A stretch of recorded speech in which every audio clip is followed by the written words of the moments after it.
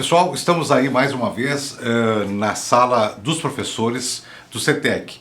E eu, aguardando o professor, e chegou agora a professora Clarice Viacava, que veio comentar as questões, não é, da prova, aquelas questões que dizem respeito à disciplina, à matéria, à parte da matéria, do conteúdo programático, que ela trabalhou com os alunos. Professora Clarice, em si, assim, antes de entrar especificamente nas questões, qual o teu comentário sobre a prova? Fácil, difícil, mediana, com muito pega-ratão, enfim. Oi pessoal, tudo bem? Olha, professor Paulo, primeiro a satisfação pessoal, né? Que eu acredito que todos os professores estão sentindo, da gente, todos os temas serem extremamente abordados na sala. E a prova era esperada, não foi uma surpresa. Todas as questões de direito são extremamente bem elaboradas. A banca é uma banca preparada. Ela elaborou outros dois concursos que na primeira oportunidade, quando eles fizeram a primeira prova do MP, foi um susto, né? A gente tinha um pouco de receio, afinal de contas eles são extremamente competentes na sua atividade fim, não tenho dúvida. Exemplo no Brasil, o Ministério Público do Rio Grande do Sul. Mas nós tivemos dúvidas em como eles são para preparar uma prova de concurso. Foram maravilhosos, tanto na primeira quanto na segunda. E agora na terceira. Porque a gente está acostumado, né, Clarice, aos órgãos públicos delegarem, né? Exatamente. Como, por exemplo, o Tribunal de Justiça do Estado do Rio Grande do Sul, FAURGS, não é? Nós temos aí Polícia, CESP, os TRTs, né? E regra FCC, e ficam mais ou menos por aí, por essas organizadoras, né? E aí a Fundação do Ministério Público olha, assume e assume bem, é isso? Assume e assume bem. De uma coisa assim, como nós temos costume de dizer assim, uma prova limpa. Sim. Sabe? Limpa significa olhou, sabe o que está perguntando, sabe? Dentro do contexto, não fugiu em momento algum o edital é extremamente bem elaborado. E as questões também claras, não são entruncadas com nenhuma dificuldade de interpretação. No decorrer da nossa conversa, evidentemente que eu vou fazer uma pergunta, se naturalmente tu não for falar. Se tem algum recurso, mas por enquanto ainda não falamos. Eu preferiria que a gente passasse a comentar as questões de um modo mais simples, ou seja, a alternativa certa é essa e aquela não pode ser por isso, pelo aquilo e etc. Como está acostumado a fazer? Pode ser, professor? Pode, vamos lá, né? Vamos arriscar essa, né? Vamos arriscar. Olha aqui, ó. Primeiro a questão 21, ela inicia dizendo: os direitos e as garantias expressos na Constituição Federal excluem outros de caráter constitucional decorrente do regime dos princípios por ela adotados, uma vez que a enumeração constante no artigo 5º é taxativa. Bom, esta letra A, o pessoal do presencial e do IAD sabe que inúmeras vezes, eu sempre digo, direito não se põe ponto final. Todo o tempo a gente vem memorizando isso, né? Falando isso na sala de aula por várias vezes, não uma só, mas no mínimo 10 eu acho, né? Direito entre outros. Quando se fala em princípio, princípio é entre outros, não se põe ponto final. Agora, dizer que o artigo 5º é taxativo seria uma coisa assim absurda. E além do que, a letra A já começa dizendo aqui exclui outros direitos. Então, não tem, é uma questão incorreta de toda a ordem. A letra B diz assim: a proteção do direito à vida tem como consequência a proibição da pena de morte em qualquer situação. Letra B é uma letra que eu comentei com vocês na sala de aula, que ela é extremamente abordada pelo CESP, né? Eu brinco até, digo que a letra, quando se fala isso aqui tem dono, né? Parece que tem alguns pontos da Constituição falando que tem dono, que eu brinco que o CESP tem royalties. Pois é, agora está aí o MP, né? Se expandindo e mostrando que ele é uma banca que ela mesma, né? É a banca do MP. Então trouxe essa questão que o CESP aborda muito sobre a pena de morte. Então, no nosso país, nós temos a pena de morte como exceção em caso de guerra declarada. E a guerra declarada, o que é um procedimento jurídico, né? Que vimos na sala. Então, não é qualquer situação. A Constituição tem sim pena de morte. A letra C diz, bom, a letra C, pessoal, compete à União, ao Estado, ao Distrito Federal legislar sobre desapropriação. Fala que isso é uma competência concorrente. Outra situação que me deixa satisfeita, porque é uma questão difícil, aqui essa abordagem é difícil, mas nós vimos juntos na sala né? Inclusive memorizamos juntos na sala. E eu até dei dicas de memorização para vocês sobre a competência privativa e a competência concorrente, que é o artigo 22 e 24. E como vocês, da Constituição Federal, claro, e como vocês viram, caiu mais de uma questão. Tá? Então, o artigo 22 da Constituição Federal, competência privativa, par com par, ímpar com ímpar. 21 com 23 da Constituição, 22 com 24. E foi exatamente da maneira como eu expliquei para vocês que eles elaboraram a questão. Então, isso não é uma competência privativa, concorrente, e sim uma competência privativa, né? Está lá no artigo 22, inciso 2 da Constituição, caso você queira confirmar. Bom, a letra D diz o seguinte: as comissões parlamentares de inquérito são criadas pela Câmara dos Deputados e pelo Senado Federal, em conjunto ou separadamente, para apuração de fato determinado e por prazo certo, sendo suas conclusões, se for o caso, encaminhadas ao Ministério Público, para que promova a responsabilidade civil ou criminal dos infratores. Veja bem, a letra D conseguiu apontar diretamente para o Ministério Público, né? Ou seja, lembra que eu comentei com vocês que havia um detalhe no edital que estava me chamando a atenção, não só o fato de dizer que eles queriam o Ministério Público na Constituição Federal, porque claro, nesse momento te leva ao artigo 127 ao 131, que é onde diz Ministério Público na Constituição Federal, mas que não me parecia que era só aquilo, da maneira com que o edital foi elaborado, e sim que em cada um dos poderes eles iam trazer artigos que apontavam para o MP. Por isso que nesses artigos nós tínhamos que dar um destaque. Tanto é verdade que esse nós demos e caiu. Está aqui, ó, fala de Ministério Público e nada mais é do que a literalidade do artigo 58, parágrafo 3º da Constituição Federal. Certo? Bom, e a letra E diz assim, o fundamento... Bom, aqui essa letra E aqui, ó, sem comentários, né, pessoal? Lembra tantas vezes, né? Anular de um lado, revogar do outro. Anular. Anular, não se fala em oportunidade e conveniência. Anula ato ruim, revoga ato bom. Anular e revogar, formas de se retirar o ato do ordenamento jurídico por razões diferentes. Se anula porque tem vício, se revoga porque não tem vício. Então, ao momento que você retira um ato do ordenamento jurídico pela revogação, você está dizendo apenas que esse ato é inoportuno e inconveniente. Certo? Portanto, como que um ato que é perfeito, um ato que tem toda a sua validade, não tem qualquer vício, nunca, jamais pode ser analisado pelo Poder Judiciário. Certo? Então, aqui eles estão te dizendo que o ato, o fundamento da anulação e invalidação do ato é, bom, inconveniência e oportunidade. A questão já morreu, porque não se fala em nulidade junto com a palavra inconveniência. Né? Então, na 21, não temos a 21 não temos recurso, não temos o gabarito. Claro, né? mas eu apostaria na letra D, professor Paulo Marques. Letra D. Por força do artigo 58, parágrafo 3º da Constituição Federal. Certo. Perfeito. Vamos a 22? Vamos para 22. Isso aí. Diz assim, ó, acerca da repartição de poderes e competências, assinale a correta. Eu te disse agora há pouco, pessoal, do presencial e do EAD, competência legislativa, competência concorrente, caiu mais de uma vez. Está aqui de novo, ó. De novo, na letrinha A, ó. Compete privativamente à União legislar sobre direito tributário, financeiro, penitenciário, econômico e urbanístico. Bom, isso aqui... A letra A é o artigo 24, que memorizamos juntos na sala. Tamanha certeza que ia cair na prova, que não deixei vocês nem memorizarem em casa. Ainda brinquei, né? Vocês não são de confiança. Vamos memorizar aqui. Tá? Compete, competência concorrente, legislar sobre direito urbanístico, tributário, econômico, financeiro. E aí eu fazia uma cadeia, né, no quadro dizendo penitenciário. Tá aqui, ó, é a letra A. Então isso é uma competência concorrente, está no artigo 24. Logo no início. Letrinha B diz o seguinte: compete aos estados explorar diretamente ou mediante... Olha só que coisa, ó. Essa letra B aqui, ó, é um pega-ratão. Por quê? Porque essa resposta está no artigo 25, parágrafo 2º da Constituição Federal.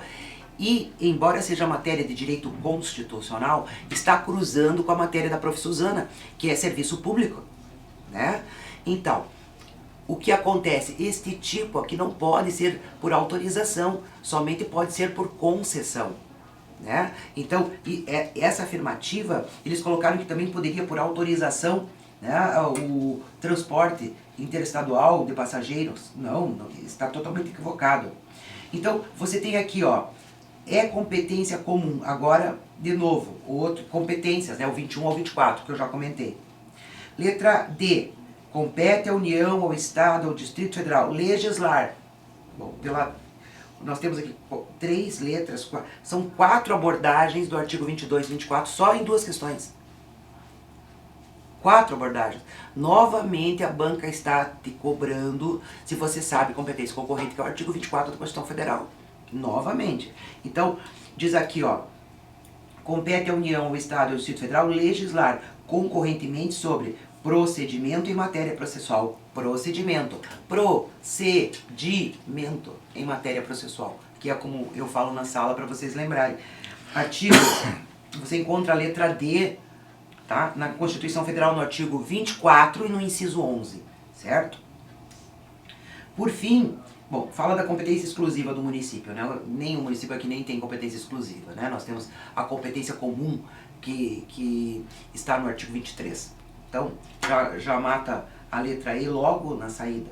Ficando como resposta na questão 22, nós ficamos com a letra D de dado, né? Vamos ver, letra D de dado. Tudo bem. 23.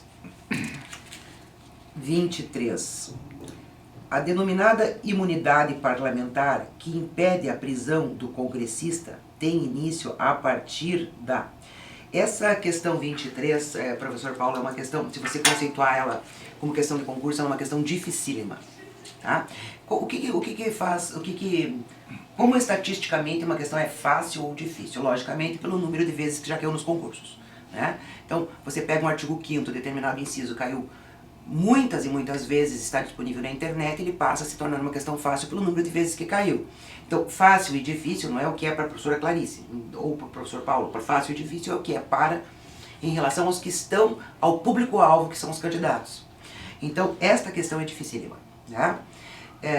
Só que, para os alunos do CETEC, esta questão tem que estar facílima. Por quê? Porque eu dei para vocês uma dica e eu tive muito, tanto por e-mail quanto por Facebook, e todos já felizes da vida, né? Por quê? Porque nós fizemos uma abordagem diferente, tendo em vista que era uma questão difícil, eu estava muito preocupada que ela pudesse cair. O que eu fiz? Eu fiz vocês memorizarem, pedi para memorizar e ajudei a memorizar o que era posse. O que deputado e senador não pode desde a posse. Por quê? Porque eu brinquei com vocês e disse o seguinte: o que não está no edital, não está no mundo. Nós temos o mundo jurídico real e temos o mundo jurídico chamado edital. Portanto, vocês o que não é, deputado e senador não pode desde a posse, e aí vocês memorizaram. E eu brinquei com vocês, bom, o que não for isso aqui é desde o diploma. Resultado, tá aqui a questão, que me deixou extremamente feliz porque eu já tive o retorno dos alunos. Beleza, hein? Isso está no artigo 53, parágrafo 2º da Constituição Federal. Marca a letra A e vai pro abraço. Não, letra C. C. Letra C, Letra C. Da 23? Da 23. Não pode desde o diploma. Sim. Posse que não, que confundiria. Confundiria, exatamente. 24, professor. Ah, mas veja só. O 24 está tratando de ato administrativo, né? É algo que me deixou surpresa dessa forma com que eles montaram a questão aqui. Muito bonito, por sinal. Porque eles colocaram noções de legislação e trouxeram a Constituição e logo em seguida atos dentro do pacote, tá? Lembra que também comentei isso com vocês sobre esse pacote que viria junto da forma com que estava o edital. Olha que, só que tem um detalhe, cuide bem, porque aqui eles iniciam dizendo que eles querem a incorreta. E muitos candidatos cometem este equívoco quando eles olham a letra A, está correto. E aí o candidato diz assim, e coloca a letra A. Não, sempre tem que voltar na cabeça da questão, no caput da questão. Pegar a letra o IN e colocar bem grande, sabendo que é incorreto. Por quê? Porque você está sobre adrenalina. E pouquinho que seja, te perde a clareza.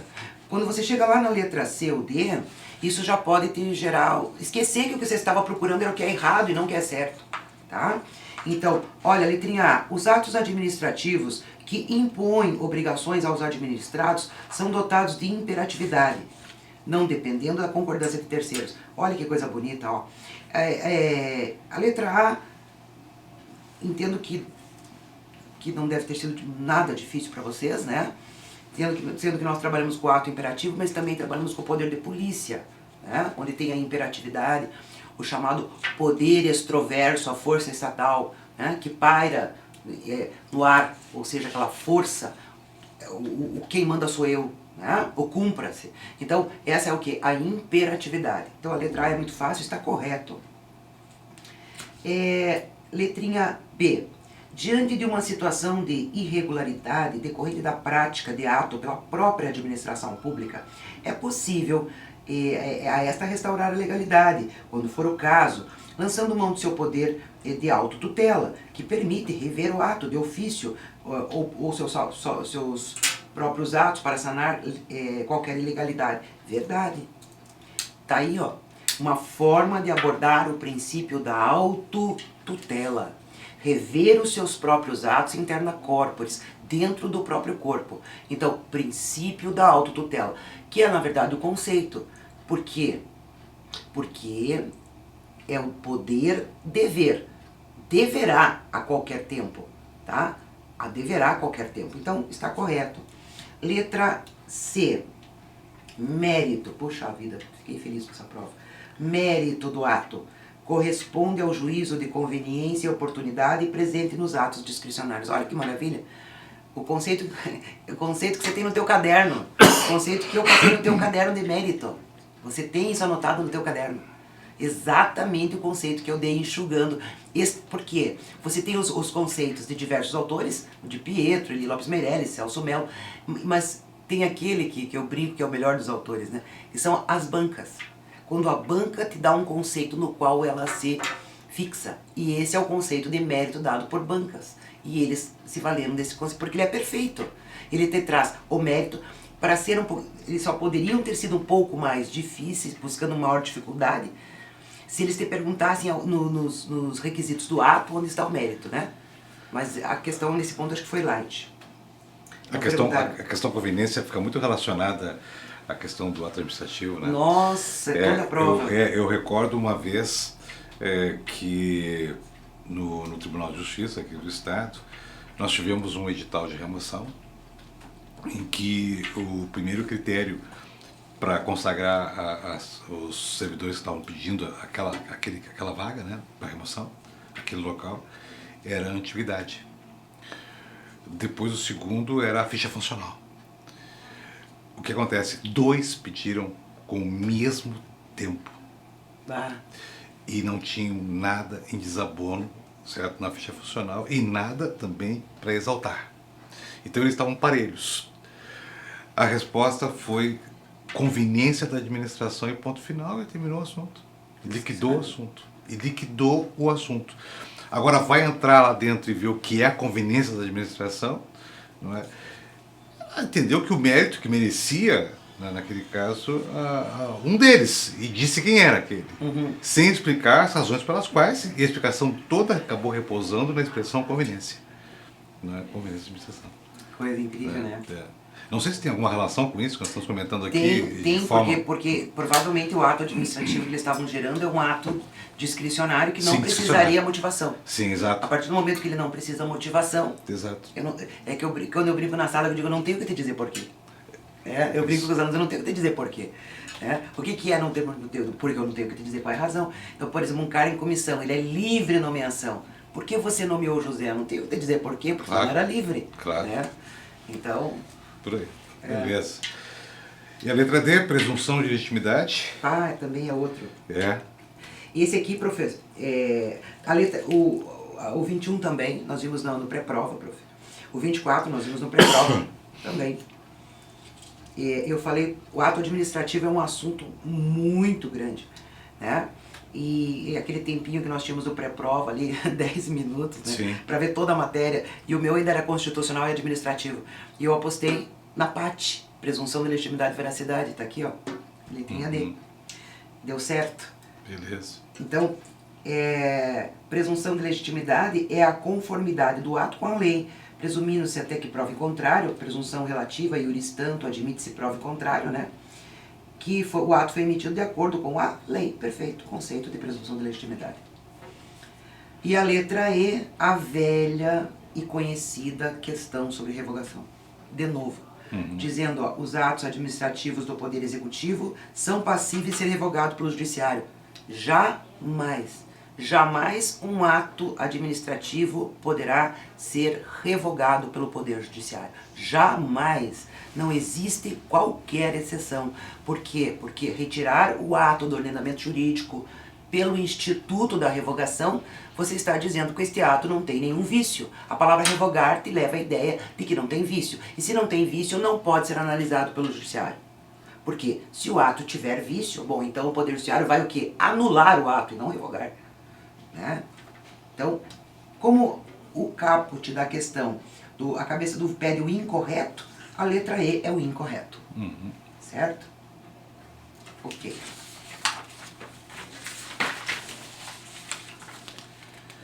Agora dá um pulinho, né? Agora dá um pulinho, porque nós temos aqui matérias que são do professor Cote, né, e da professora Suzana. Isso, o Cote já comentou a 25 e a 26. Isso. E aí a 27, da a prof. 28 Suzana, e a 29, Suzana, não é isso? Suzana, isso. E 30 volta para tua matéria. Volta para minha matéria. Então vamos lá. Bom, vamos ver o que diz a 30 então. Por não ser admitido pela Constituição Federal de 88 que nenhuma pena passa da pessoa do condenado, não é possível a responsabilização do sucessor daquele que causar lesão ao patrimônio público ou se enriquecer ilicitamente, ainda que seja até o limite do valor da herança. Não, totalmente errado. A Constituição Federal efetivamente diz que a pena não deve passar da pessoa do condenado, porém ela dá exceção. Justamente a exceção é a pecúnia, que diz que passará aos herdeiros até o limite do valor da herança recebida. Ah, mas se não recebeu nada, não recebeu nem um centavo de herança, então não vai pagar nada, né? Mas passa sim aos sucessores até o limite do valor da herança recebida. Artigo 5º da Constituição Federal. Muito bem. Questãozinha 2, aqui, porque aqui está pedindo a... E ali eles falam nenhuma pena, né? Quer dizer, que estão... pecam ali, né? Ainda pena. Que seja, isso está errado, ainda que seja. Isso, exatamente. O limite do valor, não. Quando é o limite do valor, passa. Então o erro está aqui. Claro. Exato. Vamos ver o 2. Propriedade administrativa. Os atos de improbidade administrativa estão... já pronto, acabou. Taxativamente previstos em lei. Não.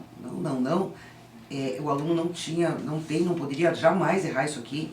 Por quê? Porque a lei que traz dos atos de improbidade administrativa, diz assim, entre outros, o rol é exemplificativo, não é taxativo.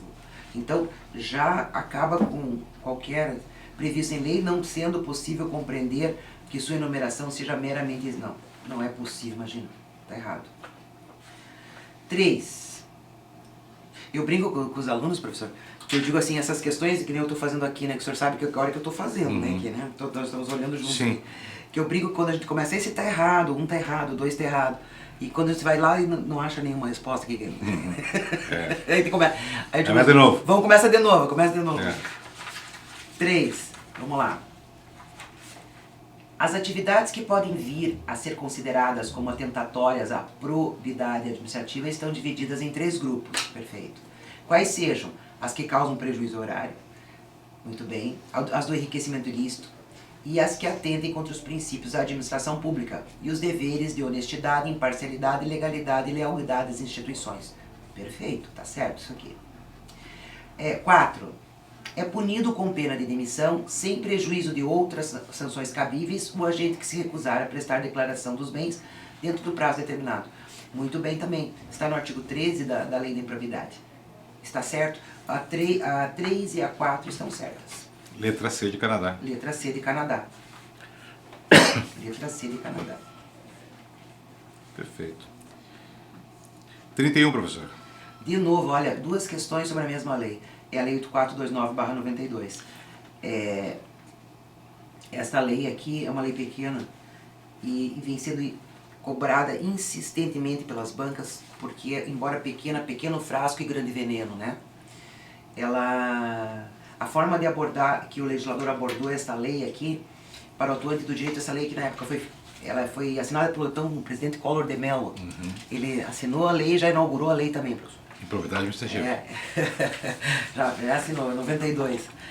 Mas na verdade, olha só, ela abordou, essa lei foi feita para os juízes, na época que estavam com maior dificuldade em dar as penas, o quanto, porque não tinha objetivamente a palavra improbidade. E essa lei dividiu essa palavra improbidade em 3 partes, né? Enriquecimento ilícito, 1, 2, prejuízo ao erário, 3, que atenta contra o princípio. Então, a terminologia jurídica para essa lei é essa. Só que o que as bancas usam isso? Porque, como eu disse, é para ser usado para o juiz para poder ver o quanto na pena. As bancas têm se valido da parte doutrinária, porque principalmente o CESP usa muito. Essa banca usou também aqui o MP, mas o CESP usa muito. Quando diz assim, ó, olha, ele desviou de verba pública para si, o servidor desviou verba pública para si e teve enriquecimento ilícito. Em assim agindo, jamais teve prejuízo ao erário conforme a lei, jamais, porque só pode um deles. E nossa, o aluno entra em surto, né? Como não é prejuízo ao erário? Ele se vale do linguajar doutrinário, quando eles usam taxativamente a lei, ó. Então, é exatamente o que a banca está fazendo, ó. Aqui, de acordo com a lei, ó, constitui ato que causa prejuízo, tá vendo? É um deles. Quando você tem um deles aqui, você tem que imediatamente excluir os outros 2. Porque foi dividido em 3 partes. Porque ou é um, ou é outro. Então, logo no número 1 diz vantagem econômica. Não tem vantagem econômica. Se ele teve prejuízo horário, ele não pode ter feito vantagem econômica. Porque é um, é o outro. Agora, então o número 1 não é porque o que é o número 1? Enriquecimento ilícito, né, gente? Artigo 9º da Lei 8429. E o 2, permitiu, facilitou ou concorreu para que terceiro se enriqueça. Prejuízo ao erário. E por que ele não ganhou nada? Lembra que eu disse na sala? Não ganhou nada porque não está escrito na prova. Porque se estiver escrito, ele ganhou. Por isso que você sabe que ele não ganhou nada, não está escrito. Porque tem que ser objetivo, né? Então, o número 2 confere com prejuízo ao erário. O 3, em proveito próprio, acabou. No momento que ele usou em proveito próprio, ele obteve vantagem indevida. Lembrando do conceito que está no artigo 9º da Lei 8429/92, ao ferir qualquer vantagem patrimonial, é enriquecimento ilícito. Então, se ele usou para si a máquina, o servidor, o carro para levar o filho na escola, é enriquecimento ilícito. Tá? Qualquer tipo de vantagem. Não esquecendo, né, pessoal, que essa lei não tem o princípio da insignificância. Então, um clips, 1 milhão, tem o mesmo valor para esta lei, 8429. Os atos de improbidade administrativa importam, suspende direito político, perde função pública, indisponibiliza bens e deve restituir ao erário. Como? Na forma e na graduação previsto na Lei 8429/92, certo? Então, uma questão que me deixa extremamente feliz de ter caído, porque tenho certeza absoluta que vocês foram bem nessa questão. Que coisa boa, né? Porque é uma questão tida como difícil também. 3. Agora o 4. Frustrou a licitude de um processo licitatório ou dispensou indevidamente. Que coisa bem boa. Esse exemplo do 4, do 31.4, foi o exemplo que eu usei na sala. Que coisa boa. Ainda falei para vocês, cuidado em frustrar licitude de processo licitatório é prejuízo ao erário. E frustrar concurso público atenta contra o princípio da moralidade. E aí atentar contra os princípios da administração pública. Nesse caso aí estaria no artigo 11. E aqui estaria no artigo 10. Portanto, para concluir a questão 31, você tem, na minha opinião aqui, seria a letra C de casa. O 2 e o 4 estão corretos. Porque eles estão pedindo os corretos, que causam prejuízo ao horário, seriam o 2 e o 4, então. E as razões porque eu excluí o 1 e o 3 eu expliquei, então. Perfeito. Professor, eu acho que a sua parte era essa, né? Não, tem mais? Aqui, mais? professor, deixa eu ver aqui. Deixa eu dar uma procurada aqui, acho que tem mais uma aqui. A questão, deixa eu ver aqui. Nós fomos até onde aqui? Até a 31. Até a 31, então acho que deu, é isso mesmo, né, professor? Eu acho que é isso aí. Que depois a 32 fala da lei orgânica do Ministério Público, da Suzana, né? É, isso. E o estatuto do professor Leandro. Isso, tem do Leandro também nesse meio. Isso aí. Então tá. Professora, dizer uma coisa, pela análise feita, certo? Claro, vai depender evidentemente do gabarito da banca, mas deverá se confirmar. Sim. Não é? Até porque nós estamos notando que não está havendo muita gritaria com relação a essa paralisação. Nada, né? tão calminhos. Parece que o problema mais discutido está no português. né, e temos que esperar o gabarito para ver quem é que tinha razão. Porque nós temos aí algumas escolas preparatórias para concursos públicos com gabaritos diferenciados do gabarito que foi feito em conjunto pelo professor Marcelo, aqui do CTEC, e o professor Andrezano. Os dois resolveram fazer uma análise conjunta e vamos aguardar o gabarito da banca para ver e os recursos eventuais. Sim. Por falar em recurso, então, não caberia, pelo menos nessa primeira análise, recurso. De forma alguma. Com relação às A questões, única- isso que eu digo, de forma a construção das questões. De né? forma alguma. Em relação à construção das questões, não cabe recurso de forma alguma. Tá extremamente bem feita a prova. Beleza. Muito bem. Nenhuma. Aliás, é interessante, porque quando essas provas acontecem, assim, de grande porte, né, em especial, os alunos me procuram muito na parte, ou Facebook, ou e-mail, e já me trazem, professor, tem certeza? Eu não tive um único e-mail, nenhum único nada. Ou seja, a satisfação, né, de que ou foram bem ou cometeram algum equívoco, porque todos cometem, mas por equívoco e não pela banca. Agora, isso aí para nós também é bom que a coisa venha assim, porque nós temos em seguida o secretário de diligências. É o próximo concurso que quase todos que fizeram para a gente vão fazer, secretário. E também é um filé, né, prof? Exatamente, mesmo aqueles que se classificaram maravilhosamente bem, que ficarem maravilhosamente bem classificados, irão fazer o concurso, porque o salário é maior, e tem que começar a colocar concurso na gaveta para depois escolher aquele que vai ficar melhor ainda. Exatamente. Com a sua questão pessoal. Então, quando a gente tem um concurso pela frente, que é o secretário de diligência, né, o nosso curso vai começar já agora semana que vem, e nós temos uma prova que a gente pode até ter uma noção de como essa banca segue trabalhando na matéria de legislação. Isso é bom, né? Nossa, porque assim, ó, 90, olha, 90 talvez seja um número exagerado, mas 80, 90% do que foi estudado vai ser aproveitado. Que beleza. Então, o que acontece? É tempo de fazer a revisão do que viu, polimento nas dificuldades onde teve, e tempo, né? E outra, secretário de diligência. Uma pergunta que eu tenho muito, sabe, professor, é sobre isso, como o senhor também o senhor é oficial de justiça, e que eu acho que é conveniente explicar, porque alguns têm um pouco de medo de ser oficial, né? Tudo bem, é um direito, né? Porque profissão é uma coisa que cada um, né? Não vejo razão para isso, mas, enfim, de qualquer maneira, tem algumas pessoas que têm. E eu sempre gosto de frisar uma coisa para eles, e agora até na sua presença é interessante.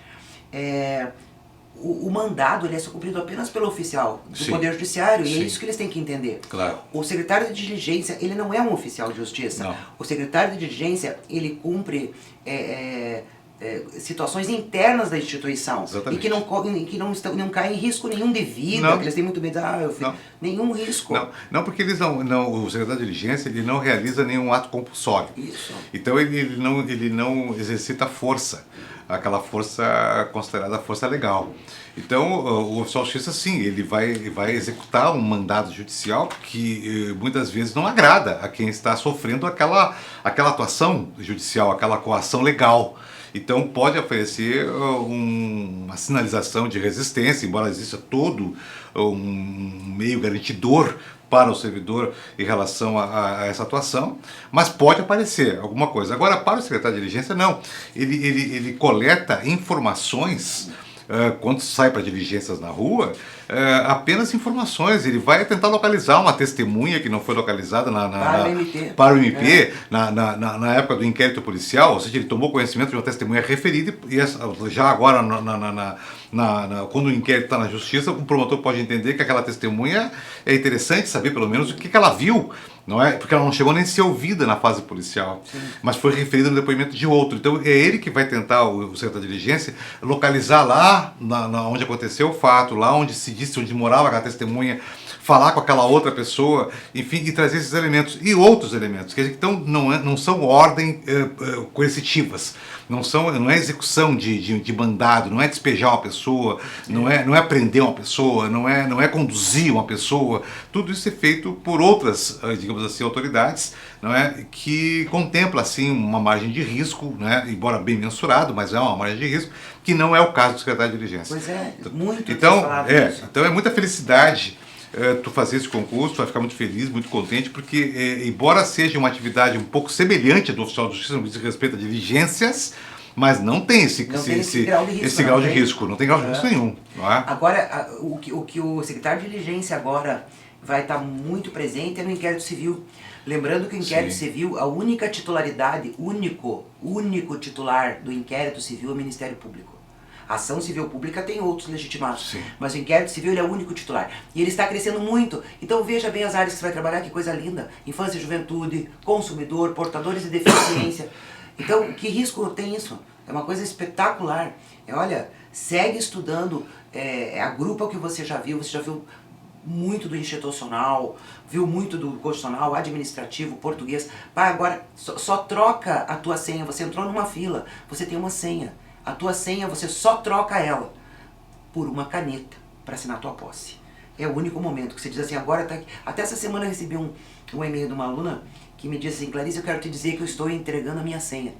Estou pegando uma caneta, porque eu estou assinando minha posse. Então é uma coisa, é assim que deve ser. Porque se estuda até passar, se busca o objetivo. Tem que ter determinação, né? Para que você possa ter uma velhice financeiramente digna e colher os frutos. E, nossa, os frutos têm um néctar muito especial. Agora, secretário de diligência, depois temos o TJ também, né? Também. Que é outro... trabalha, são vagas só para Porto Alegre, trabalha aqui no tribunal, quer dizer, então se tu é daqui ou quer vir trabalhar só aqui. Aí alguém me perguntava ainda agora, essa semana, qual é a diferença entre o oficial escrevente e o técnico. O oficial escrevente trabalha na primeira instância, no primeiro grau de jurisdição, e o técnico trabalha na segunda instância. Então, enquanto o escrevente está ali prestando um trabalho auxiliar da prestação jurisdicional, digamos assim, do primeiro grau, não é? No cartório judicial, da vara, o técnico vai estar na secretaria da Câmara, na segunda instância, tanto para fazer andar aqueles processos de natureza, que chegam lá por natureza recursal, em razão de recurso, como também de competência originária.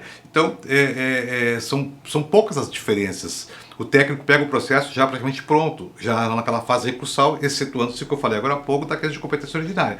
Mas nós temos algo muito parecido, ou seja, trabalho em situações assim, digamos, de dentro do tribunal, com toda a segurança, em ambientes climatizados, enfim, o que importa tem a estabilidade, certo? E tem um bom vencimento. Na época de hoje, que está se fazendo fila por tudo que é lugar da cidade e das cidades do país para procurar emprego, pessoas pegando qualquer coisa, pessoas que tinham carteira assinada, topando trabalhar em qualquer outro tipo de trabalho.